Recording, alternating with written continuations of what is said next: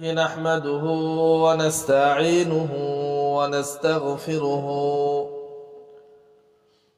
ونؤمن به ونتوكل عليه ونعوذ بالله من شرور أنفسنا ومن سيئات أعمالنا من يهده الله فلا مضل له ومن يضلله فلا هادي له ونشهد أن محمدا عبده ورسوله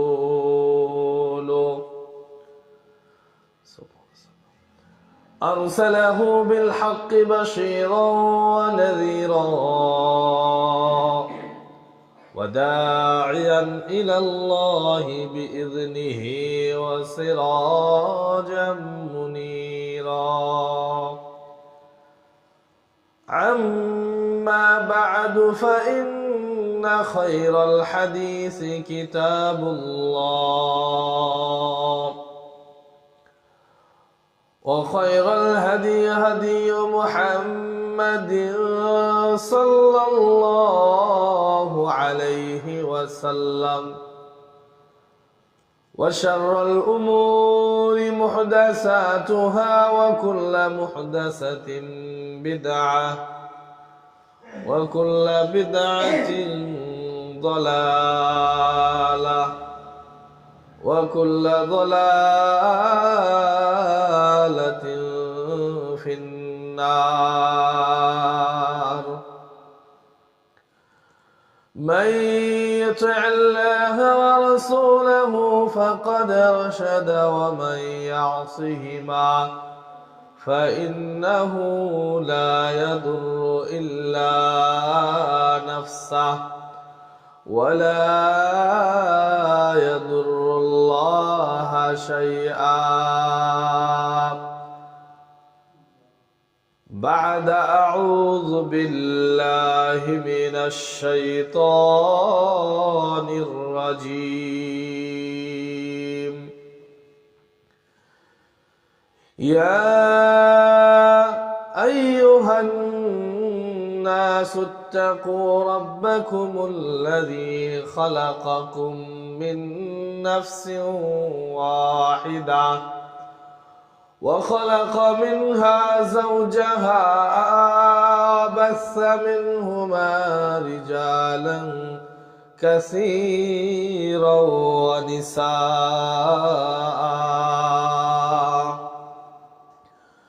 واتقوا الله الذي تساءلون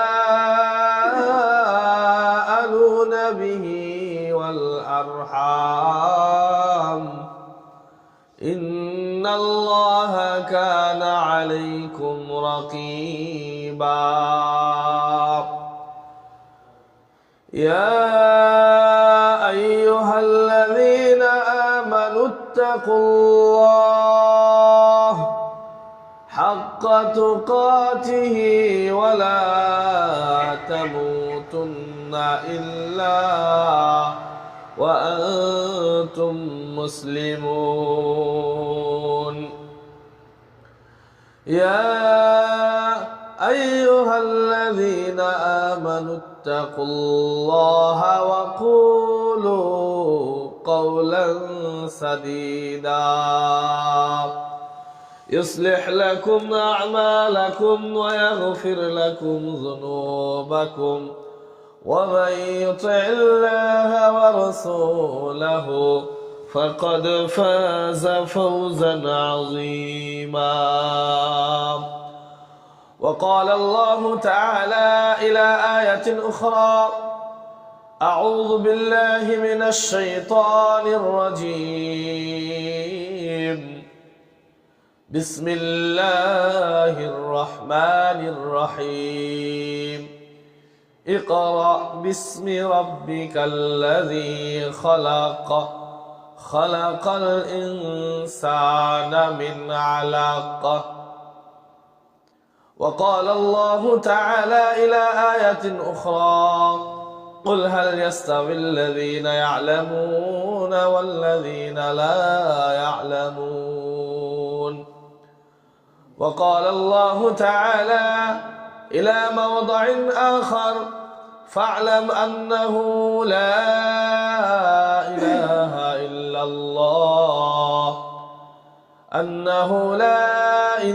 إلا الله واستغفر لذنبك وللمؤمنين والمؤمنات إلى آخر الآية. وقال النبي الأمين صلى الله عليه وسلم عن أبي هريرة رضي الله عنه قال رسول الله صلى الله عليه وسلم الدنيا ملعون ما فيها إلا ذكر الله تعالى وما والاه وعالما أو متعلما رواه الترمذي بإسناد صحيح. وعنه قال رسول الله صلى الله عليه وسلم ما اجمع قوم في بيت من بيوت الله يتلون كتاب الله ويتدارسونه بينهم إلا حفتهم الملائكة ونزلت عليهم السكينة وغشيتهم الرحمة وذكرهم الله في من عنده ومن أبطأ به عمله لم يسرع به نسبه رواه মুসলিম إلى آخر الحديث. আলহামদুলিল্লাহ, যাবতীয় প্রশংসা, যাবতীয় গুণগান মহান আল্লাহ তাআলার দরবারে, যিনি আমাদেরকে সুস্থ রেখে সুস্থতার সাথে তার মহান হুকুম পালন করার উদ্দেশ্য নিয়ে জুমার প্রথম সময়ে উপস্থিত হওয়ার তৌফিক দিয়েছেন। সেজন্য অন্তরের অন্তঃস্থল থেকে শুকরিয়া আদায় করি, বলি আলহামদুলিল্লাহ। লাখো কোটি দরুদ ও সালাম বর্ষিত হোক আখিরি জামানার সর্বশেষ নবী মুহাম্মদ, নবী আহমদ, নবী মুস্তাফা সাল্লাল্লাহু আলাইহি ওয়াসাল্লামের প্রতি। সকলে দরুদ পেশ করি, সকলে বলি আল্লাহুম্মা সাল্লি ওয়া সাল্লিম আলা নাবিয়িনা মুহাম্মদ। সম্মানিত উপস্থিতি, পর্দার আড়ালের মা ও বোনেরা, আমি আপনাদের সম্মুখে কালাম পাক থেকে বেশ কয়েকটি আয়াত এবং রাসূলুল্লাহ সাল্লাল্লাহু আলাইহি ওয়াসাল্লামের মুখ নিঃসৃত অসংখ্য হাদিস থেকে কয়েকটি হাদিস পাঠ করেছি। এই আয়াত এবং হাদিসকে সম্মুখে রেখে জুমার সংক্ষিপ্ত সময় আলোচ্য বিষয় ইলম অর্জন ও শিক্ষাদানের গুরুত্ব ও ফজিলত। যদি মহান আল্লাহ তাআলা তৌফিক দান করেন, উল্লেখিত বিষয়ের উপর তথ্যবহুল আলোচনা করার চেষ্টা করব ইনশাআল্লাহ। ওয়া মা তাওফীকি ইল্লা বিল্লাহ, আলাইহি তাওয়াক্কালতু ওয়া ইলাইহি উনীব।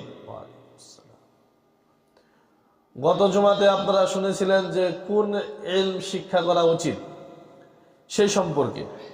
আজকে আমরা শুনব যে ইলম যদি আমরা অর্জন করি, কোরআন এবং হাদিসের জ্ঞান যদি আমরা অর্জন করি, এর ফাজাইল কি, এর ফজিলত কি।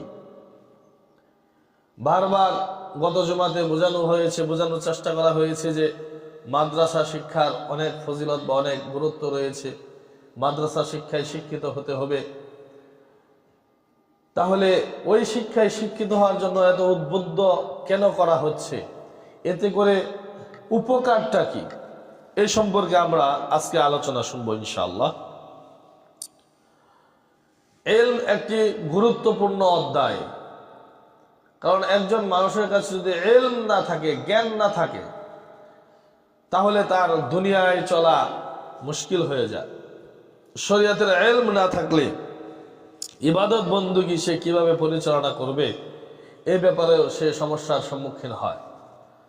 তো আমরা আজকে যে ইলমের মাধ্যমে আমরা দুনিয়াবী উপকার পাই এবং পরকালীন উপকার পাই, কি কি উপকার, এই ব্যাপারে আমরা আলোচনা শুনব।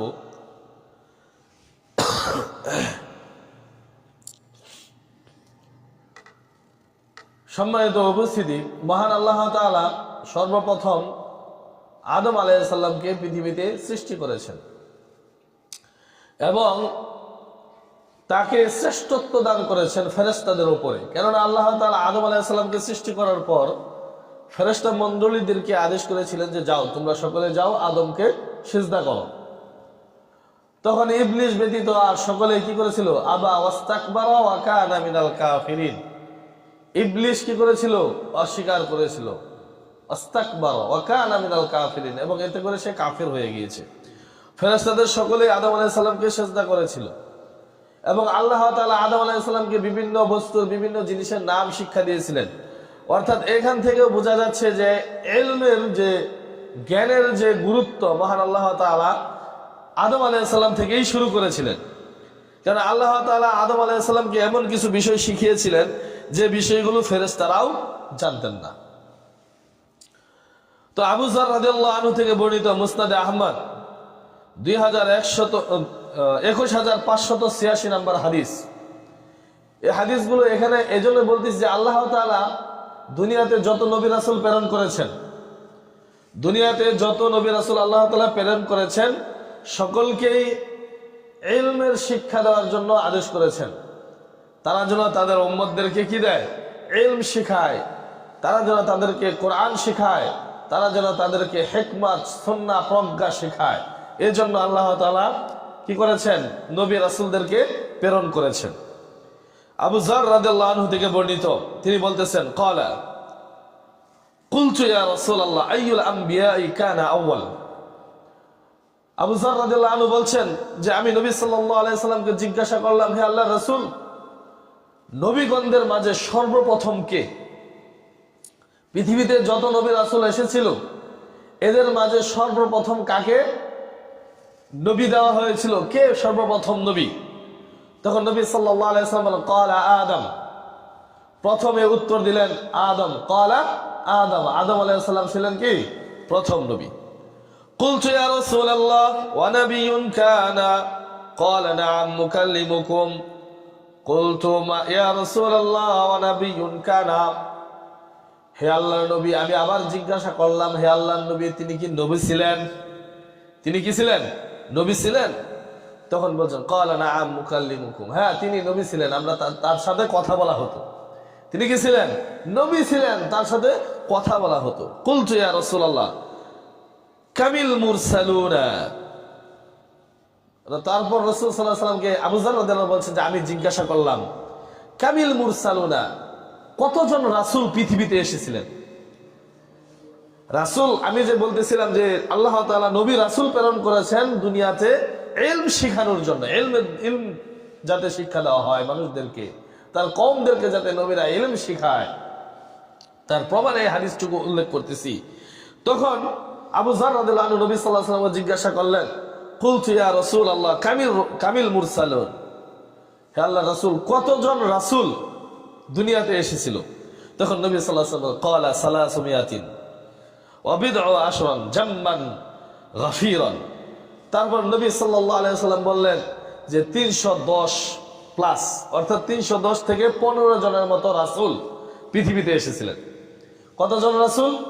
310 থেকে 15 জন রাসূল আল্লাহ তাআলা পৃথিবীতে কি করেছেন? প্রেরণ করেছেন।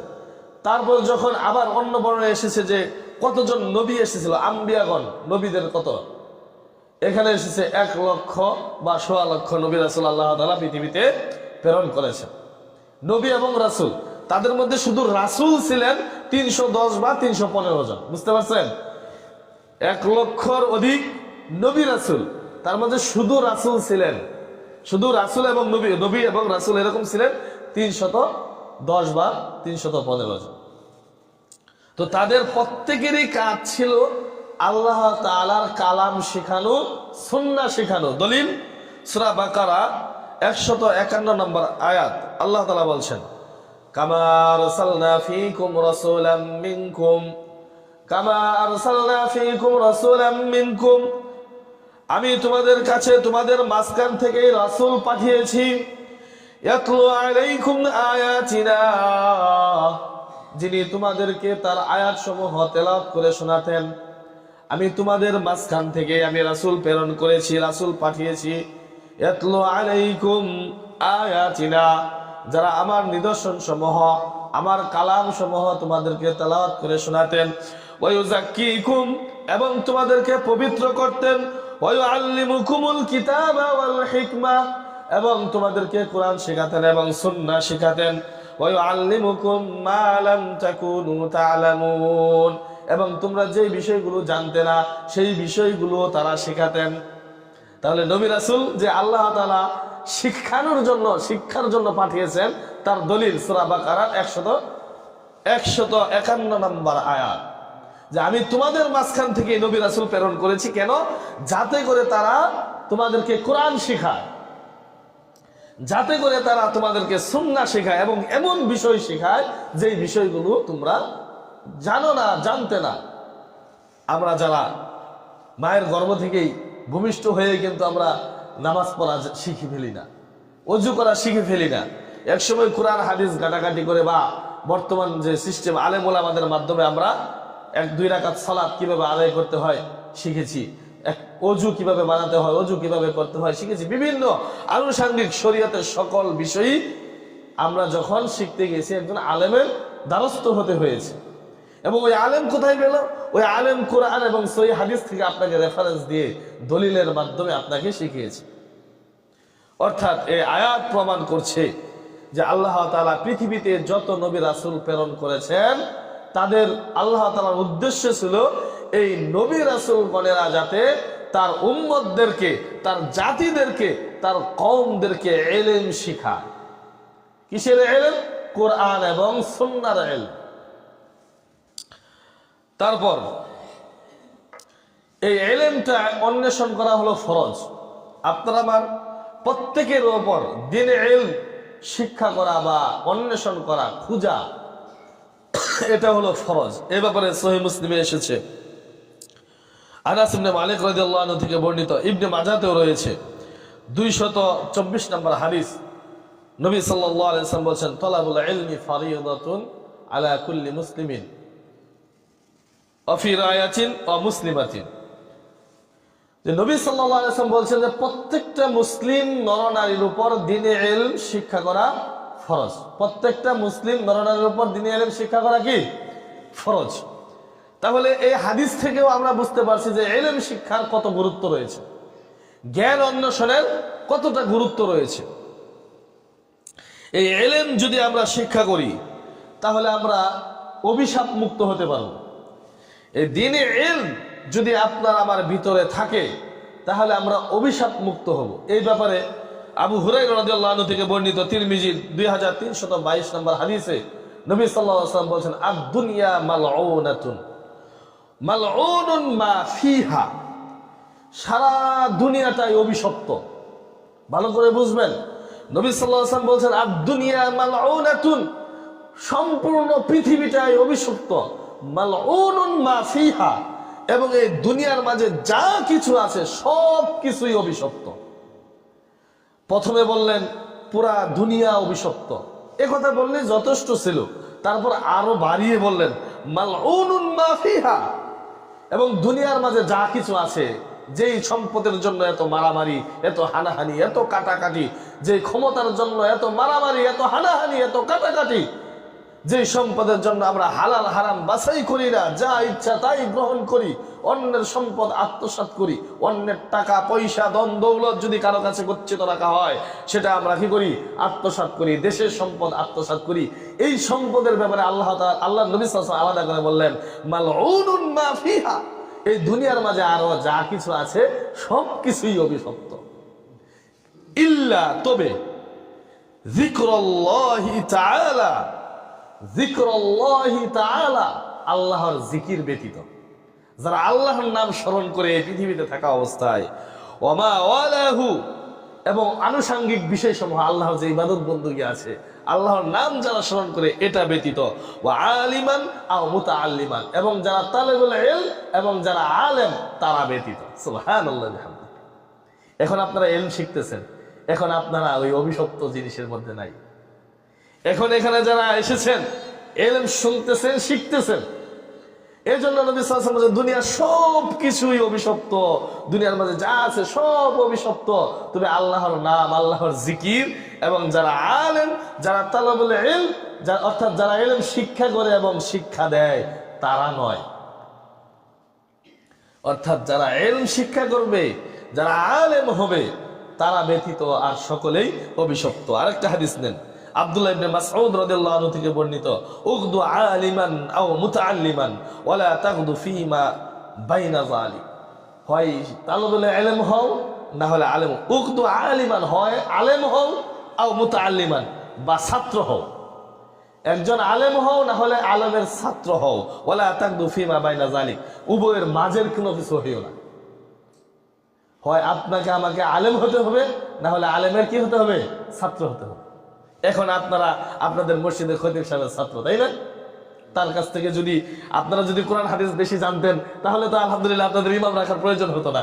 আপনাদের ভিতর থেকে সিরিয়াল করে নিতেন যে 110টা বা 20টার সদস্য আছে, এক জুমা অমুকে খুতবা দিবে, আরেক জুমা অমুকে দিবে, তাই না?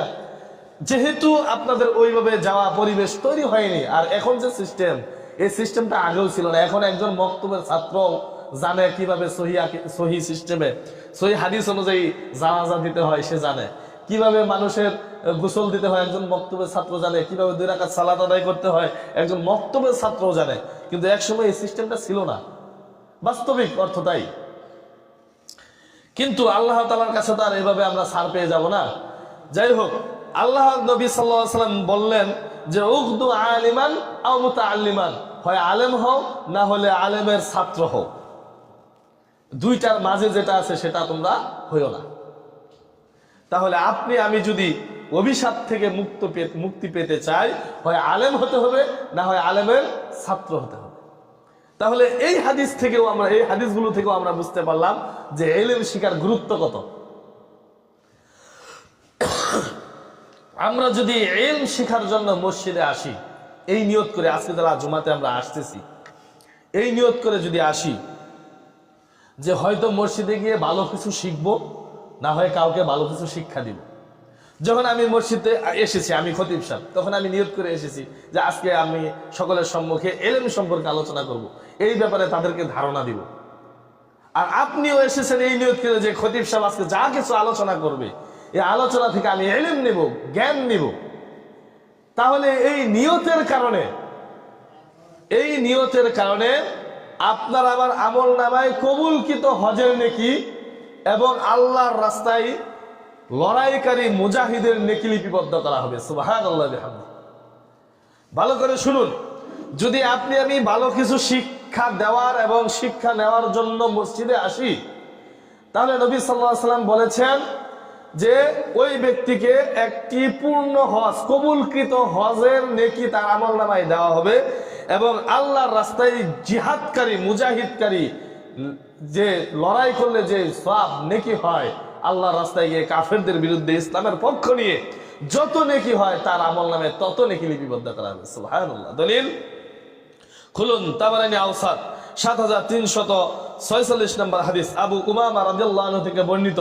তিনি বলছেন, মান গাদা ইলাল মসজিদ লা ইউরিদু ইল্লা ইয়াতাআল্লামা খায়রান আও ইউআল্লিমুহু কানা লাহু কাআজরিন হাজ্জিন তাম্মান। নবী সাল্লাল্লাহু আলাইহি ওয়াসাল্লাম বলছেন, যে ব্যক্তি মসজিদে এসে এই নিয়ত করে মসজিদে আসলো যে সে মসজিদে এসে আও ইয়াতাআল্লামু খায়রান আও ইউআল্লিমুহু, যে সে নিজে কিছু মানুষকে ভালো কল্যাণকর কিছু শিখাবে কিংবা নিজে কিছু কল্যাণকর শিখবে, কানা লাহু কাআজরিন হাজ্জিন তাম্মান, তার আমল নামায় পূর্ণ কবুলকৃত একটি হজের নেকি লিপিবদ্ধ করা হবে। সুবহানাল্লাহ। আপনি আমি টাকা পয়সা খরচ করে 40 দিন বা যাই হোক সামথিং সময় সৌদি আরবে গিয়ে কাবা বা মদিনায় গিয়ে যে হজের যে আনুষঙ্গিক কার্যাদি আছে সকল কার্যাদি করলাম, টাকা পয়সা ব্যয় করলাম, তারপরে কি বলে আপনার শারীরিক যে কসরত আছে সেগুলো করলাম, করার পরে হজ কবুল হতেও পারে নাও পারে, হজ কবুল হতেও পারে নাও পারে। কিন্তু আপনি যখন বাড়ি থেকে বের হয়েছেন তখন এই নিয়ত যদি বাড়ি থেকে বের হন যে আমি বাড়ি থেকে মসজিদে যাচ্ছি, হয়তো কাউকে কল্যাণকর কিছু শিখাবো, নয়তো আমি কল্যাণকর কিছু শিখে আসবো, আপনার আমল নামায় ওটু কবুলকৃত একটা হজের নেকি লিপিবদ্ধ করে দেওয়া হবে। সুবহানাল্লাহ। ইলমের মর্যাদা আপনাদেরকে বুঝাচ্ছি, ইলমের ফজিলত আপনাদেরকে বুঝাচ্ছি। কেন গত জুমায় বারবার বোঝানো হয়েছে, যদি আমি খুতবা দিইনি, বারবার বোঝানো হয়েছে যে ইলম শিক্ষার কত গুরুত্ব। তারপর আবু হুরায়রা রাদিয়াল্লাহু আনহু থেকে বর্ণিত, ইবনে মাজার 227 নম্বর হাদিস, নবী সাল্লাল্লাহু আলাইহি ওয়াসাল্লাম, মান জাআ মসজিদি হাযা, কেউ যদি আমার এই মসজিদে আসে, অর্থাৎ মসজিদে নববী বা বাইতুল্লাহর কথা নবী সাল্লাল্লাহু আলাইহি ওয়াসাল্লাম বলছেন যে মান জা মসজিদে হাযা, কেউ যদি আমার এই মসজিদে আসে, যে মসজিদে তিনি বসে খুতবা দিচ্ছিলেন বা আলোচনা করতেছিলেন, ওই মসজিদকে ইশারা দিয়ে বলছেন লাম ইয়াতি ইল্লা লিখাইরিন ইয়াতাআল্লামুহু আও ইউআল্লিমুহু ফাহুয়া বিমানজিলাতিল মুজাহিদি ফি সাবিলিল্লাহ। তাহলে আল্লাহ তাআলা ওই ব্যক্তি যদি এই নিয়তে আসে যে আমি কিছু ভালো শিখবো, নয়তো কাউকে ভালো কিছু শিখাবো, তাহলে তার আমল নামায় তাকে এমন একটা মর্যাদায় পৌঁছিয়ে দেওয়া হবে যে ব্যক্তি আল্লাহর রাস্তার মুজাহিদ। আল্লাহর রাস্তায় জিহাদ না করেও, মাঠে যুদ্ধ না করেও যদি আপনি আমি ভালো কোনো কাজ শিক্ষা দেওয়া এবং শিখার জন্য এই নিয়তে মসজিদে আসি, তাহলে নবী সাল্লাল্লাহু আলাইহি ওয়াসাল্লাম বলছেন তার আমল নামায় একজন মুজাহিদ ওই শত্রুদের বিরুদ্ধে লড়াই করে যতটুকু নেকি অর্জন করবে, ততটুকু নেকি তার আমল নামায় লিপিবদ্ধ করে দেওয়া হবে। সুবহানাল্লাহ। অর্থাৎ ইলম অর্জন করা মানে কি, একজন মুজাহিদের মতো। একজন মুজাহিদ যেমন আল্লাহর রাস্তায় লড়াই করে, ঠিক তদ্রুপভাবে একজন ইলম অন্বেষণকারী এবং ইলম শিক্ষা দানকারী, তার আমল নামায় অটোমেটিক্যালি একজন মুজাহিদের নেকি লিপিবদ্ধ করা হয়। সুবহানাল্লাহ বিহামদি। তাহলে আপনাকে আমাকে অবশ্যই ইলম অন্বেষণ করতে হবে। হয়তো নিজে ভালো কিছু শিখাবেন মানুষকে, নচেত যে ভালো কিছু শিখায় তার কাছ থেকে ভালো কিছু শিখবেন। তারপর এই ইলমের মজলিসকে, যে এখন আমরা আলোচনা করতেছি, এখানে ইলমের আলোচনাই তো হচ্ছে, তাই না? ইসলামের আনুষঙ্গিক বিষয় নিয়ে কথা হচ্ছে, ইসলামের বিষয় শিখতে হবে এই বিষয়ে কথা হচ্ছে। এখন বর্তমানে আল্লাহ তাআলার হুকুমে আল্লাহ তাআলার রহমতের ফেরেশতারা বেষ্টন করে রেখেছে আপনাকে আমাকে। সুবহানাল্লাহ। দলিল সহিহ মুসলিম 2699 নম্বর হাদিস, নবী সাল্লাল্লাহু আলাইহি ওয়াসাল্লাম মা ইজমা কওমুন ফি বাইতিন মিন বুয়ুতিল্লাহ, নবী সাল্লাল্লাহু আলাইহি ওয়াসাল্লাম বলছেন যে আল্লাহর ঘর সমূহের মাঝে কোন একটা ঘরে যদি কিছু জাতি, একটা কওম, একটা সমাজ, আল্লাহ তাআলার ঘর সমূহের মাঝে অনেক ঘর, আল্লাহ তাআলার ঘর সমূহ মানে কি মসজিদ, ঘর সমূহ মানে কি মসজিদ সমূহের মাঝে কোন একটা মসজিদে, কোন একটা জায়গায় ইয়াতলুনা কিতাবাল্লাহি ওয়া ইয়াতাদারাসুনাহু বাইনাহুম ইল্লা হাফাতুহুমুল মালায়েকা, এমন একটা জায়গায় আল্লাহ তাআলার জায়গায় একত্রিত হয়ে আল্লাহ তাআলার কোরআন তেলাওয়াত করে এবং সেটা পরস্পরে শিখে নেয়, নিজের ভিতরে আয়ত্ত করার জন্য তারা চেষ্টা করে। হাফাতুহুমুল মালায়েকা, আল্লাহ তাআলা ওই জাতিটাকে, ওই কওমটাকে বেষ্টন করে নেয়। ওয়া নাযালাত আলাইহিমুস সাকিনা, এবং আল্লাহ তাআলা তাদের উপর প্রশান্তি নাজিল করতে থাকেন। সুবহানাল্লাহ বিহামদি। শুধু তাই নয়, তারপর বলছেন গাশিয়াতুহুমুর রাহমা, এবং তাদের উপর আল্লাহ তাআলার রহমত, দয়া, অনুগ্রহ নাজিল হতে থাকে। ওয়া যাকারাহুমুল্লাহু ফী মান ইনদাহু ওয়া মান আবতা আমালহু লাম ইউসরি বিহি নাসাবহু। তারপর নবী সাল্লাল্লাহু আলাইহি ওয়াসাল্লাম বলছেন যে আল্লাহ তাআলা এই ব্যক্তিদের আলোচনা আল্লাহ তাআলার নিকটে যে ফেরেশতারা আছে তাদের সাথে আলোচনা করতে থাকে যে আমার বান্দারা আমার প্রশংসা করতেছে, আমার বান্দারা আমার কোরআন তেলাওয়াত করতেছে, আমার বান্দারা আমার কালাম নিয়ে, আমার বরত্ব নিয়ে, আমার সব কিছু নিয়ে আলোচনা করতেছে। আলোচনা আল্লাহ তাআলা কার সাথে করেন? ফেরেশতাদের সাথে করেন। আপনি আমি এখানে আলোচনা করতেছি, স্বয়ং আল্লাহ তাআলা আপনার আমার আলোচনা তার নিকটবর্তী ফেরেশতাদের সাথে করতেছেন। সুবহানাল্লাহ। তাহলে যারা কোরআন এবং সহিহ হাদিসের মজলিসে বসে আল্লাহ তাআলা তাদের উপর সাকিনা, প্রশান্তি নাজিল করেন, আল্লাহর দয়া নাজিল করেন, এবং ফেরেশতারা সেই জায়গাটা বেষ্টন করে রাখে। তারপর বলছেন ওমান আবতা বিহি আমালুহু লাম ইউসরি বিহি নাসাবুহু, নবী সাল্লাল্লাহু আলাইহি ওয়াসাল্লাম বলছেন যার আমল তাকে দূরে রেখেছে তার বংশ মর্যাদা তাকে কোনোভাবে এগিয়ে দিতে পারবে না। আপনার আমার কর্ম, আপনার আমার কাজ যদি আপনাকে আমাকে পিছনে ফেলে দেয়, আপনি আমি মেম্বারের ছেলে না চেয়ারম্যানের ছেলে না এলাকার মাতাব্বরের ছেলে না প্রধানমন্ত্রীর ছেলে, এগুলা কি করবে না? আল্লাহ তাআলা দেখবে না। দেখবে কি? আপনার আমার আমল। আপনার আমার আমল যদি পিছিয়ে দেয় আপনাকে আমাকে, আপনার আমার বংশ মর্যাদা, গৌরবে আপনাকে আমাকে এগিয়ে দিতে পারবে না। হাসরের মাঠে কোনো কিছু কাজে লাগবে আমল ছাড়া? কোনো কিছু কাজে লাগবে? আমল ছাড়া কিন্তু কোনো কিছু কাজে লাগবে না। সম্মানিত উপস্থিতি, তাহলে আমি এই হাদিস থেকে আপনাদেরকে বোঝাতে চাইলাম যে আল্লাহ তাআলা তার ফেরেশতাদেরকে আদেশ করেন যখন কোনো জায়গায় আল্লাহ তাআলার কোরআন নিয়ে, কিতাব নিয়ে, সহিহ হাদিস নিয়ে আলোচনা করা হয়, তখন ফেরেশতারা তার হুকুমে কি করেন? ওই মজলিসটাকে ঘিরে ফেলেন। সুবহানাল্লাহ। তারপর যারা এভাবে আলোচনায় বসবে আল্লাহ তাআলা তাদেরকে ক্ষমা করে দেন। যারা ইলম অন্বেষণ করার জন্য বসে আল্লাহ তাআলা তাদেরকে কি করে দেন? ক্ষমা করে দেন। মা জালাসা কওমুন, দলিল নেন মুজামুল কাবিরের 6039 নম্বর হাদিস, সুহাইল ইবনে হানজালা রাদিয়াল্লাহু আনহু থেকে বর্ণিত। তিনি বলছেন, মা জালাসা কওমুন মাজলিসান ইয়াযকুরুনাল্লাহ আযজা ওয়া জাল্লা ফিহি ফায়াকুমুন। মা জালাসা কওমুন, কোন কওম, কোন জাতি যদি মাজলিসান, কোন মজলিসে বসে, কোন একটা মিটিং এ বসে, যেমন এখন আমরা বসেছি জুমার খুতবা শোনার জন্য, ধরেন এই বিষয়টা, কেউ যদি কোনো একটা মজলিসে বসে, আমার একটা কওম বসার পর ইয়াযকুরুন আল্লাহ, আল্লাহর কথা স্মরণ করে, আল্লাহর কথা নিয়ে আলোচনা করে, আযজা ওয়া জাল্লা ফিহি, অতঃপর ফায়াকুমুনা, অতঃপর উঠে চলে যায়, হাত্তা ইউকালু লাহুম, তখন তাদেরকে বলা হয় কুমু, তোমরা চলে যাও, কদ গফারাল্লাহু লাহুম যুনুবাকুম, তোমরা যেহেতু একটা দ্বীনি মজলিসে বসেছিলে, আল্লাহর নিদর্শন সমূহ নিয়ে আলোচনা করেছিলে, এর বদলতে কদ গফারাল্লাহু লাহুম যুনুবাহুম, আল্লাহ তাআলা যুনুবাকুম, তোমাদের সকলের গুনাহ খাতাগুলি ক্ষমা করে দিয়েছেন। সুবহানাল্লাহ। শুধু তাই নয়, তারপর বলেছেন অবুদ্দিলাত সাইয়্যাতুকুম হাসানাত, এবং তোমাদের আমল নামায় যত পাপ ছিল, তোমাদের আমল নামায় যত গুনাহ ছিল, সকল গুনাহগুলোকে আল্লাহ তাআলা নেকি দ্বারা পাল্টিয়ে দিয়েছেন। সুবহানাল্লাহ।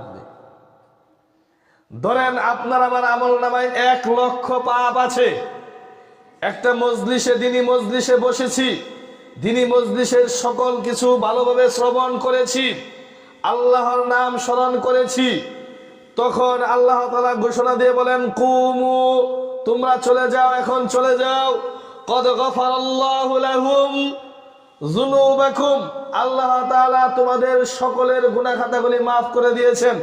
1 লক্ষ গুনাহ আল্লাহ মাফ করে দিলেন। শুধু তাই নয়, অবুদ্দিলাত সাইয়্যাতুকুম হাসানাত, 1 লক্ষ নেকিও দিয়ে দিলেন আমল নামায়। সুবহানাল্লাহ। উদাহরণস্বরূপ 1 লক্ষ গুনার কথা আমি বললাম বোঝানোর জন্য। তাহলে আপনার আমার আমল নামায় যদি পাপ থাকে, কোন দ্বীনি মজলিসে যদি আপনি আমি বসি, তাহলে আল্লাহ নবী সাল্লাল্লাহু আলাইহি ওয়াসাল্লাম বললেন ওই মজলিসে বসার কারণে পিছনের সকল পাপ আল্লাহ তাআলা মাফ করে দেন। দেন তো দেনই, সেটা আবার নেকি দ্বারা বদলিয়ে দেন, পাল্টিয়ে দেন। সুবহানাল্লাহ। তাহলে আপনার আমার উচিত কিনা দ্বীনি মজলিসে বসা? জুমার খুতবা দিন শেষে আইসা শুধু 2 রাকাত সালাত পড়বেন, নাকি শুরুতে আসা উচিত? শুরুতেই আসা উচিত। তারপর যদি আপনি আমি কোরআন শিক্ষা করি, যদি আপনি আমি কোরআন শিক্ষা করি বা কাউকে কোরআন শিখাই, তাহলে উটের একটা উট বিক্রি করে দান করে দিলে যত নেকি হবে আপনার আবার আমল নামায়। কোরআনের একটা আয়াত শিখলে বা শিখালে, এরকম যত আয়াত আপনি আমি শিখবো বা শিখাবো, ততটা উট আল্লাহর রাস্তায় কুরবানি করে দিলে, দান করে দিলে যত নেকি হবে, তত নেকি আল্লাহ তাআলা আপনার আমার আমল নামায় লিপিবদ্ধ করবেন। সুবহানাল্লাহ। দলিল সহিহ মুসলিমের হাদিস, উকবা ইবনে আমর রাদিয়াল্লাহু আনহু থেকে বর্ণিত। তিনি বলছেন, একদিন নবী সাল্লাল্লাহু আলাইহি ওয়াসাল্লাম আমাদের সম্মুখে এসে বললেন, তোমরা যদি এমন ভাবে যে কেউ মক্কা মদিনার কাছে নিকটবর্তী 2টা বাজার, বুতহান ও আকিক, বুতহান এবং আকিক নামক বাজার, যে তোমরা বুতহান কিংবা আকিক নামক বাজারে যাওয়ার পর আত্মীয়তার সম্পর্ক ছিন্ন করা ছাড়া বা অন্যান্য যত রকমের অন্যায় আছে পাপ কাজ করা ব্যতীত তোমাদেরকে যদি কেউ 2টা উটের মালিক বানিয়ে দেয়, তাহলে কি তোমরা এই জিনিসটা চাও কিনা? সাহাবীদেরকে নবী সাল্লাল্লাহু আলাইহি ওয়াসাল্লাম বলছেন যে তোমরা আকিক বা বুতহান নামক বাজারে গেলে তোমাদেরকে 2টা উটনি দেওয়া হলো, 2টা উট দেওয়া হলো, এই জিনিসটা তোমরা কি চাও কিনা? তখন সাহাবীরা বললেন যে হ্যাঁ, আমরা এই জিনিসগুলো লাভ করতে চাই। তখন নবী সাল্লাল্লাহু আলাইহি ওয়াসাল্লাম বললেন, তাহলে তোমাদের মধ্যে কেউ কেন মসজিদে যাচ্ছে না? মসজিদে গিয়ে কেউ কাউকে কোরআনের 2টি আয়াত শিখিয়ে দিচ্ছে না কিংবা নিজে শিখে নিচ্ছে না। অর্থাৎ কেউ যদি মসজিদে গিয়ে কোরআনের 2টা আয়াত শিখায়, তাহলে তার আমল নামায় 2টা উট বিক্রি করে আল্লাহর রাস্তায় দান করে দিলে যত নেকি হবে, তার আমল নামায় তত নেকি লিপিবদ্ধ করা হবে। সুবহানাল্লাহ বিহামদিহি। তারপর কেউ যদি শিখে নেয়, আপনি শিখালেন, আপনার আমল নামায় লেখা হবে। আপনি যদি অপরকে শিখান, যে শিখবে সে তারও আমল নামায় 2টা উটনি দান করে দিলে যত নেকি হবে তত নেকি লিপিবদ্ধ করা হবে। সুবহানাল্লাহ বিহামদিহি। এরকম ভাবে হাদিসের শেষ অংশে এসেছে যে যত আয়াত শিখবে তার আমল নামায় তত তত উট সাদকা করার, দান করে দেওয়ার নেকি লিপিবদ্ধ করা হবে। সুবহানাল্লাহ। কিন্তু সকালবেলা যখন মসজিদে তালিম দেওয়া হয় ফজরের সালাতের পরে, 2-1 জন উঠে চলে যায়, হয় মুসল্লি অল্প কয়েকজন, তার মাঝে আবার কিছু চলে যায়, তার মাঝে আবার কিছু কি চলে যায়। এটা খুবই পরিতাপের বিষয়। দেখেন, নেকি আল্লাহ দেওয়ার জন্য প্রস্তুত, আর আপনি আমি নিতে পারি না। আপনি আমি কি নিতে পারি না। এরকম ভাবে ধরেন আমরা প্রতিদিন সূরা ফাতিহাটা পড়ি, সূরা ফাতিহা পড়ি, সাথে অন্যান্য সূরা পড়ি। সূরা ফাতিহার সাথে ধরেন কতদিন সূরা কাউসার পড়ি, কতদিন সূরা ইখলাস পড়ি। সূরা ফাতিহাতে 7টা আয়াত আছে। কয়টা আয়াত? 7টা আয়াত। অর্থাৎ সূরা ফাতিহা যখন আমি পড়লাম, আমার আমল নামায় দেওয়া হলো 7টা উট কুরবানি দিলে যত নেকি তত। আপনারা আমার সাথে পড়লেন, যতজন পড়লেন প্রত্যেককেই আল্লাহ তাআলা 7টি করে উট দান করে দিলে যত নেকি তত নেকি দেওয়া হলো। সুবহানাল্লাহ। আর আপনার যত সম্পদ আছে, এরকম মানুষও তো আছে যে 7টা উটের দাম কিন্তু আসলে অনেক, আমাদের কল্পনা অতীত। আমাদের মতো মানুষের একটা উট ক্রয় করা সম্ভব না, 7 উট তো বড়ের কথা। আর ওই পরিমাণ সম্পদ দান করা আমার দ্বারা সম্ভব না, যেই নেকি আল্লাহ তাআলা কোরআন তেলাওয়াত করার কারণে দিচ্ছে। আপনার আমার কোরআন তেলাওয়াতের তেমন একটা গুরুত্ব আপনার আমার কাছে নাই। কেন নাই বলি, এখন ডিসেম্বর মাস চলতেছে, তাই না? মক্তবে সকালবেলা আইসা দেখেন কয়জন ছাত্র আসে। আগে ছিল 35+, প্রায় 40 জন, এখন 20-25 জন হয় না। কারণ কি জানেন? কারণটা হলো ওই যে স্কুল কলেজ বা স্কুলের সকল পরীক্ষা শেষ, কোচিং এর সকল পরীক্ষা শেষ, এখন নানার বাড়ি সফর, খালার বাড়ি সফর, ছাত্র আসে না। তার মানে কি গুরুত্ব কোরআন শিক্ষার ব্যাপারে তেমন একটা নাই। না হলে না হয়, ওই যে মেয়ে যখন বিয়ে করাতে আসবে, শ্বশুর বাড়ির লোকেরা যে মা তুমি কোরআন পড়তে পারো, তখন যদি না বলতে পারে যে কোরআন পড়তে পারি, তাহলে তো বিপদ। এই জন্য অনেক মা বোনেরা দেয়। আমি সবার কথা বলতেছি না, অনেকে আছে এমন, অনেকে আছে এমন। আবার এমন মানুষও আছে সূরা ফাতিহাও জানে না, এরকম মহিলা মানুষও আছে দুনিয়ায়। 2 রাকাত সালাত কিভাবে আদায় করতে হয় সে জানে না। এগুলা খুবই পরিতাপের বিষয়। আজকে আপনার উচিত ছিল এরকম আপনার চিন্তা ধারণা করার, যেহেতু এতদিন 11 মাস অনেক চাপের মাঝে থেকেছে, কোরআনটা ভালোভাবে শিখতে পারে নাই। যেহেতু পরীক্ষা শেষ, আমি মসজিদের ইমাম সাহেবের কাছে যাই, হুজুর আমার বাচ্চাটার সকল পরীক্ষা শেষ হয়েছে, এই 15 দিন বা 20 দিন, এই 15 দিন 20 দিনের ভিতরে আপনি যতটুকু পারেন আপনি কোরআনের পড়াটা আগিয়ে নিয়ে যান। এটা না হয়েছে উল্টা হয়েছে। কি উল্টা? বিষয়টা কি বুঝতে পারছেন? একটা বাচ্চা যার আমল নামার ডায়েরি খোলা হয় নাই, আপনি তাকে ছোট সময় যখন আপনি এখানে পাঠিয়ে দিচ্ছেন, আপনার লাভ কি? এটা তো অনেকে চিন্তা করে যে আমার লাভ কি, ও শিখলে লাভ আছে। আপনার ওই ছোট বাচ্চাটা যখন মসজিদে এসে তার আমল নামার ডায়েরি খোলা হয় নাই, যখন বলছে আলিফ, আমল নামায় 10টা নেকি লিপিবদ্ধ করা হচ্ছে। কার আমল নামায়? আপনি পিতা, আপনি মাতা, আপনার আমল নামায়। আপনি কি চান না আপনার এই ছোট বাচ্চাটা যা মুখ দিয়ে বের করবে তাই তারই নেকি, ভালো কোনো কথা যদি সে বের করে তার নেকি পিতা মাতার আমল নামায় দেওয়া হয়? কেননা তার আমল নামার ডায়েরিতে উন্মোচন হয় নাই। তার আমল নামার ডায়েরি কি খোলা হয়েছে? খোলা হয়নি। এই কোরআন পড়ার সময় চিন্তা করবেন, এই কোরআন কে পড়েছে, কার উপর নাজিল করা হয়েছে?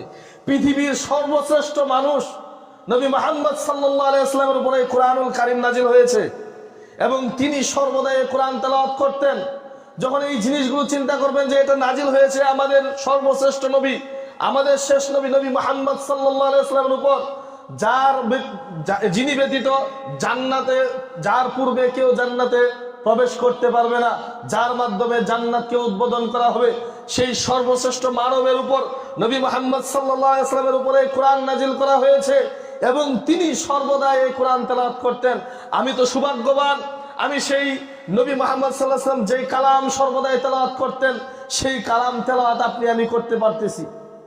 আপনাকে আমাকে কেউ বাধা দিচ্ছে না। নবী সাল্লাল্লাহু আলাইহি ওয়াসাল্লাম যখন কোরআন তেলাওয়াত করতেন তখন কাফেররা, বেঈমানেরা বিভিন্নভাবে ডিস্টার্ব করতেন। কিন্তু আবার এই চিত্র আছে, নবী সাল্লাল্লাহু আলাইহি ওয়াসাল্লামের কোরআন তেলাওয়াত শোনার জন্য আবু জাহেল তারপরে আবু লাহাব, এরা কি করতেন? রাত্রেবেলা ঘর থেকে বের হয়ে তার কোরআন তেলাওয়াত শোনার জন্য চলে আসতেন। এরকম ইতিহাসও আছে। আর আপনি আমি মসজিদে যখন তালিম দেওয়া হয় মসজিদ থেকে বের হয়ে চলে যায়, এটা কি হলো? এটা কাদের নীতি বহন করেন আপনি? সম্মানিত উপস্থিত মুসল্লিনে কারাম, কথা দীর্ঘায়িত করব না।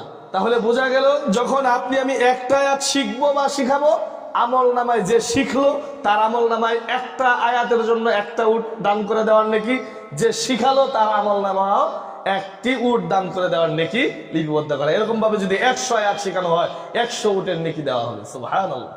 তাই আপনারা চেষ্টা করবেন কোরআন শিখার জন্য বা শিখানোর জন্য। তারপর যারা ইলম শিখতে যায়, যারা ইলম শিখে, আল্লাহর নবী সাল্লাল্লাহু আলাইহি ওয়াসাল্লাম তাদেরকে সুসংবাদ দিয়েছেন, তাদেরকে বিশেষভাবে সংবর্ধনা জানিয়েছেন। এবং যারা ইলম শিখে, আল্লাহ তাআলা তাদের পায়ের নিচে ফেরেশতারা কি করেন? নূরের পর বিছিয়ে দেন। নূরের পাখাগুলো, ফেরেশতাদের নূরের পাখাগুলো বিছিয়ে দেন। আবু দারদা রাদিয়াল্লাহু আনহু থেকে বর্ণিত, আবু দাউদ 3643 নম্বর হাদিস, নবী সাল্লাল্লাহু আলাইহি ওয়াসাল্লাম বলছেন, মান সালাকা তরিকান ইয়াবতাগি ফিহি ইলমান সাহালাল্লাহু লাহু তরিকান ইলাল জান্নাহ। যে ব্যক্তি ইলম অন্বেষণ করার জন্য বের হয়ে যায়, যে ব্যক্তি ইলম অর্জনের জন্য বাড়ি থেকে বের হয়ে যায়, ওই ব্যক্তির জান্নাতে যাওয়ার রাস্তাকে আল্লাহ তাআলা সহজ করে দেন। সুবহানাল্লাহ। ওয়া ইন্নাল মালায়েকা লিতাদাউ আজনিহাতাহা লিতালিবিল ইলমি ইরদান বিমা ইয়াসনাউ। এবং ফেরেশতারা ওই তলবুল ইলমের উপর সন্তুষ্ট হয়ে তাদের পায়ের নিচে ফেরেশতাদের পর সমূহ, নূরের পাখা সমূহ বিছিয়ে দেন। সুবহানাল্লাহ। তাহলে যারা ইলম অন্বেষণ করে, যারা ইলম অর্জন করে, তাদের পায়ের নিচে ফেরেশতারা কি বিছিয়ে দেন? তাদের পাখাগুলো বিছিয়ে দেন, নূরের পর বিছিয়ে দেন। আল্লাহ তাআলা তাদের জান্নাতে যাওয়ার রাস্তা সহজ করে দেন। সম্মানিত উপস্থিত মুসল্লিনে কেরাম, পৃথিবীর মাঝে সর্বশ্রেষ্ঠ মানুষ বলা হয়েছে যারা কোরআন শিখে এবং যাদেরকে কোরআন শিখানো হয়। যারা কোরআন শিখে এবং যারা শিখায়, তাদেরকে নবী সাল্লাল্লাহু আলাইহি ওয়াসাল্লাম পৃথিবীর সর্বশ্রেষ্ঠ মানুষ বলেছেন। নবী সাল্লাল্লাহু আলাইহি ওয়াসাল্লাম বলছেন, বুখারীর 5027 নম্বর হাদিস, উসমান রাদিয়াল্লাহু আনহু থেকে বর্ণিত, খায়রুকুম মান তাআল্লামাল কুরআনা ওয়া আল্লামা। খায়রুকুম মান তাআল্লামাল কুরআনা ওয়া আল্লামা। যে ব্যক্তি কোরআন শিখে এবং কোরআন শিখায়, তারা হলো সবচেয়ে উত্তম মানুষ। অর্থাৎ পৃথিবীর মাঝে যত ক্যাটাগরির মানুষ আছে, যত ক্যাটাগরির উত্তমতা প্রকাশ করা যায়, তাদের মাঝে সর্বোত্তম হলো যারা কোরআন শিখায় এবং কোরআন শিখে। আমরা কি হইতে চাই না এরকম মানুষ? সকলেই তো মানুষ হতে চাই, ভালো মানুষ হতে চাই, এবং নিজেও চাই যে আমার ছেলেটা মানুষ হোক। মানুষ কেন এই কথা বলে? কেন এই কথা বলে যে আমার ছেলেটা মানুষ হোক? আরে সে তো মানুষই, তারপরে কেন এই কথা বলে যে সে মানুষ হোক? তার মানে তার দ্বারা যাতে সমাজে কোনো অন্যায় কাজ না হয়, কোনো খারাপ কাজ যাতে তার দ্বারা না হয়। কিন্তু তারপর অনেক খারাপ কাজ আপনার ছেলে করে বেড়ায়। কিন্তু একজন পিতামাতার সর্বদাই তাদের নিয়ত, একজন সন্তান ঘরে আসলেই, মায়ের পেটে আসলেই সে তাকে নিয়ে তার পিতামাতা প্ল্যান প্রোগ্রাম শুরু করে দেয়, আল্লাহর কাছে দোয়াও করে, আল্লাহ আমার সন্তানটা যাতে ভালো সন্তান হয়, নেক সন্তান হয়, তার ভবিষ্যৎ নিয়ে তখন থেকে আমরা চিন্তা শুরু করে দিই। কিন্তু বাস্তবতায় আমরা কতটুকু পালন করি?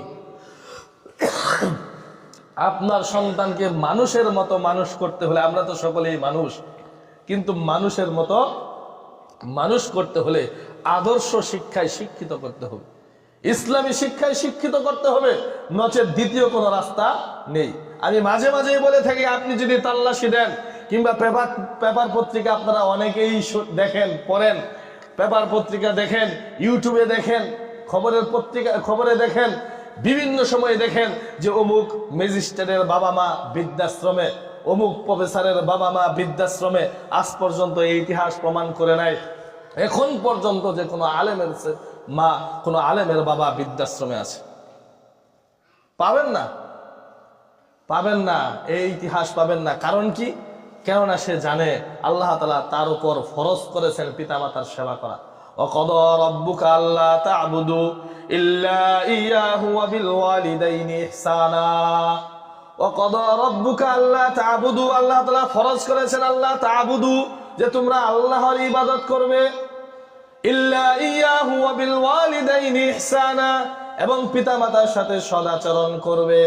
এটা সে জানে। একজন আলেম, একজন দ্বীনের শিক্ষায় শিক্ষিত ব্যক্তি জানে যে তার পিতামাতার সাথে ভালো আচরণ করতে হবে। এই জন্য কোনো আলেমের পিতামাতা বৃদ্ধাশ্রমে নেই। তাহলে আপনি কি ওই প্রফেসরকে শিক্ষিত বলতে পারেন?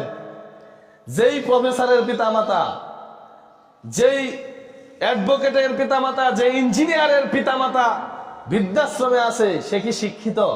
শিক্ষিত, কিন্তু সুশিক্ষায় শিক্ষিত না। সম্মানিত উপস্থিতি, আপনারা আবার বলবেন যে তাহলে কি ইঞ্জিনিয়ার হবে? হ্যাঁ, অবশ্যই হতে হবে, কিন্তু দ্বীনের মৌলিক জ্ঞান আপনি তার ভিতরে আগে দেন।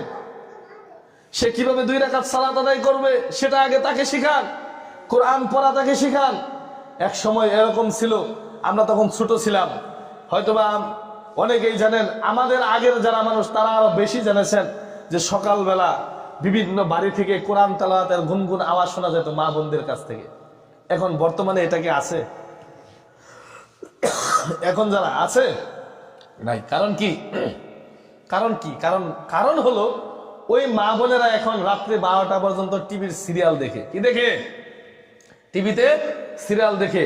সকালবেলা রাত্রে বলে রাখে স্বামীরে বলে, বা ছেলে থাকলে ছেলেরে বলে যে তোমরা পারলে রুটি বানায় খাইও, নাইলে হোটেলে গিয়ে খাইও।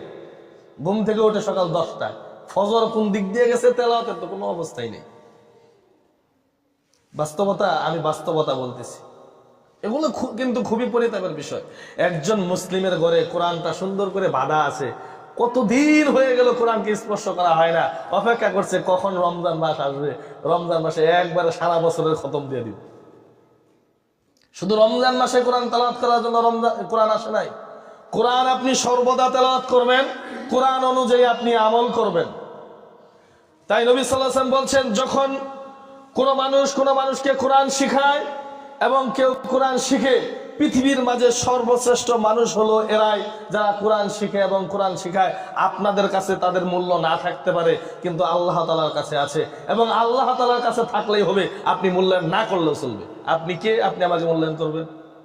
আপনি কে একজন কোরআনের হাফেজকে মূল্যায়ন করবেন? আপনি তো অদম বান্দা আল্লাহর। আল্লাহ যদি আপনাকে দয়া করে তাহলে আপনি জান্নাতে যেতে পারবেন। আল্লাহ যদি আপনাকে খাবার দেয় আপনি খেতে পারবেন।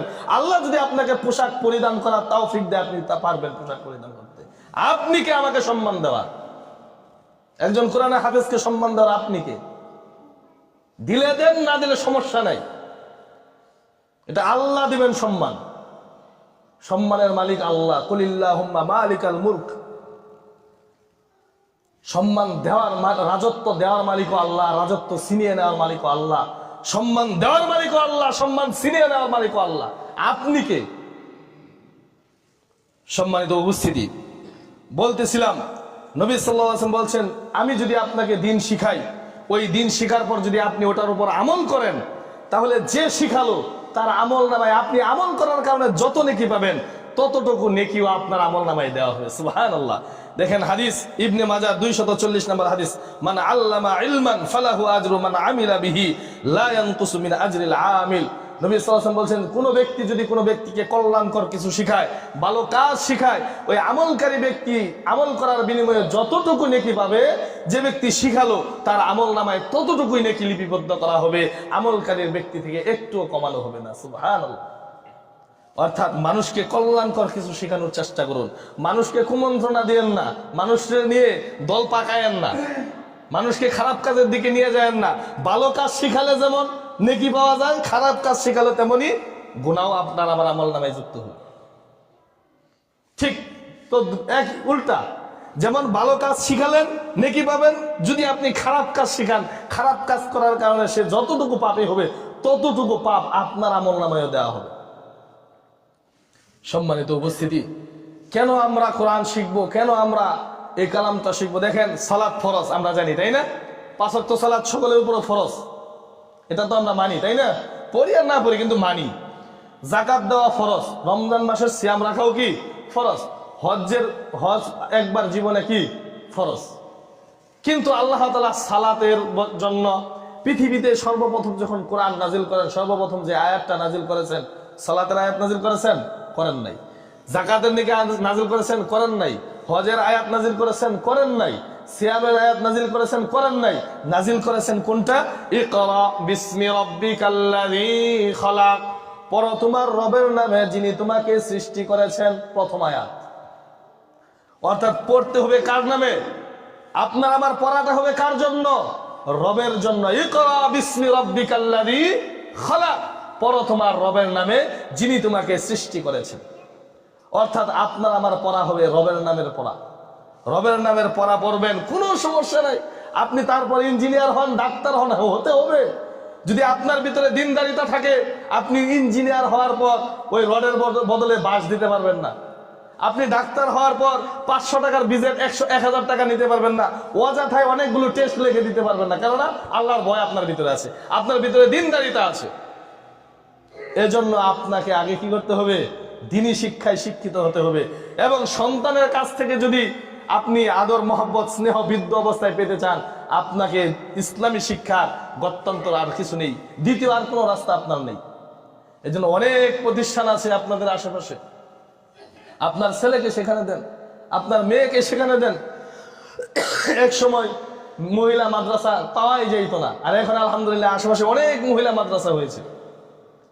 আপনার প্রতিষ্ঠান অনেক, আপনি যাচাই বাছাই করেন, সবচাইতে যেটা আপনার ভালো লাগবে, আপনার বাচ্চার জন্য যেটা সবচাইতে বেশি সুন্দর হবে, সেই প্রতিষ্ঠানে আপনি দেন। তবে আমি আপনাদের কাছে অনুরোধ জানাবো, আমাদের একটা প্রতিষ্ঠান আছে চেচুয়া বাজারে, দারুল হিকমা বালিকা মাদ্রাসা। সেখান থেকে নুরানি থেকে শুরু করে একেবারে মেশকাত সানি পর্যন্ত, দ্বিতীয় জামাত পর্যন্ত আমাদের আছে। এখানে প্রায় 100+ ছাত্রছাত্রী আছে। আপনাদের যদি ভালো লাগে প্রতিষ্ঠানে যাবেন, প্রতিষ্ঠানটা দেখবেন। নুরানিতে শিশু শ্রেণী থেকে নিয়ে আপনার 3য় শ্রেণী পর্যন্ত ছেলে মেয়ে উভয়টাই রাখা হয়। 4র্থ শ্রেণী থেকে শুধু মেয়ে, যাদের মেয়ে আছে দেখবেন, প্রতিষ্ঠান দেখবেন, যদি ভালো লাগে আপনি সেখানে ভর্তি করতে পারেন।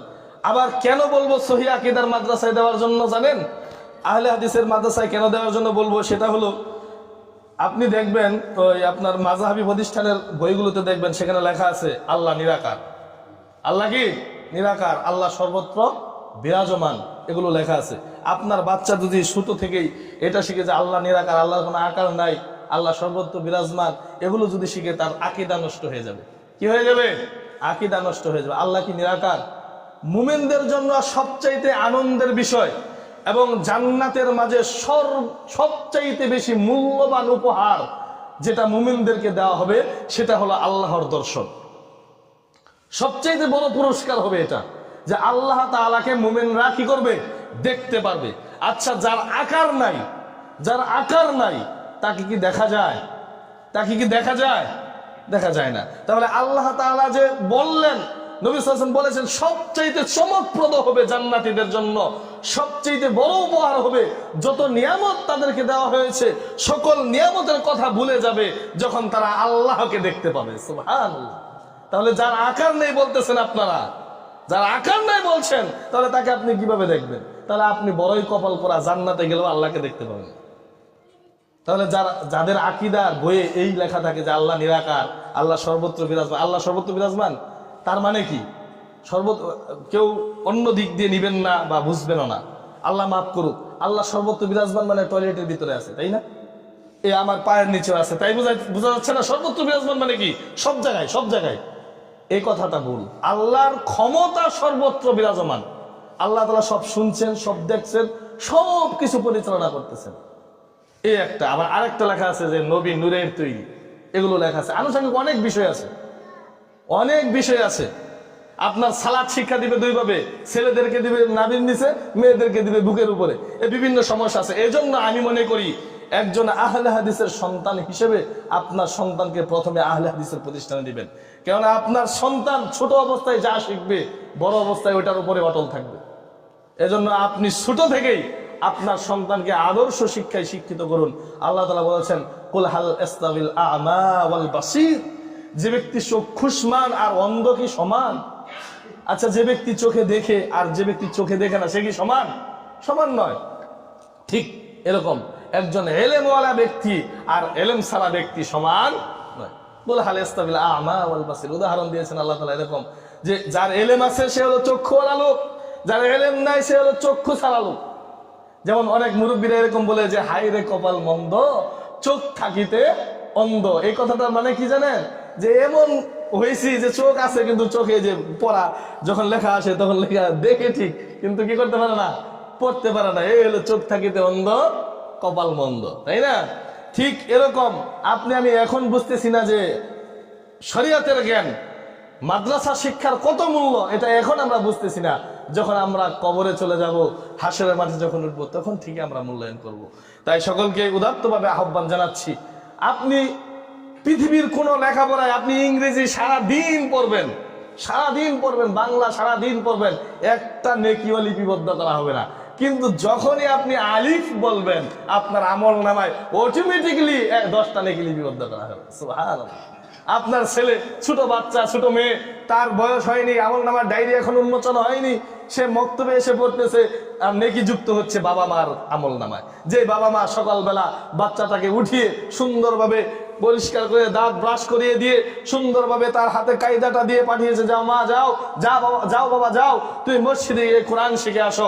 ওই বাবার আমল নামায়, ওই মায়ের আমল নামায় ওই যতটা হরফ মসজিদে এসে পড়বে, যতবার উচ্চারণ করবে, তো এক একবারে তার আমল নামায় 10 থেকে 700 পর্যন্ত নেকি লিপিবদ্ধ করা হবে পিতামাতার আমল নামায়। সুবহানাল্লাহ। তাই আমরা যদি এই নেকি হাসিল করতে চাই, অবশ্যই আপনার আমার বাচ্চাদেরকে মাদ্রাসায় শিক্ষায় শিক্ষিত করার পর, তারপর যখন এলেম হাসিল হবে, মোটামুটি বুঝতে পারবেন, তখন আপনি ডাক্তার বানান, ইঞ্জিনিয়ার বানান, কোনো সমস্যা নাই। আল্লাহ তাআলা আমাদের সকলকেই তৌফিক দান করুন। আমিন। ওয়া আখিরু দাওয়ানা আলহামদুলিল্লাহি রাব্বিল আলামিন।